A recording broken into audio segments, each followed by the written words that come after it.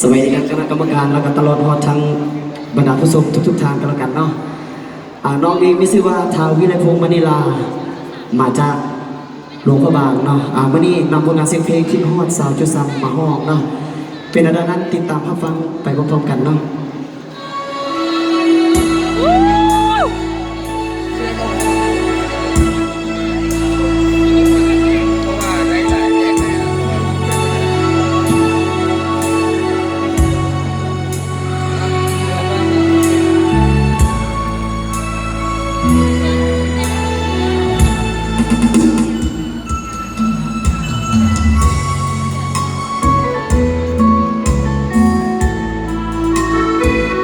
หลายปี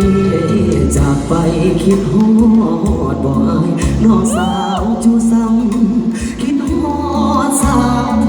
รคำสาวโพใสซ้ำเนื้อขาวไม่วนอยู่บ้านพันใสไม่ตีบ้านนาทงจอนาทองสาวงามแก้มบอกยังสุขสมบอกทุกคนบ่นาคิดฮอดแก้วตาจึงถามเข้ามาว่าแม่นทะเล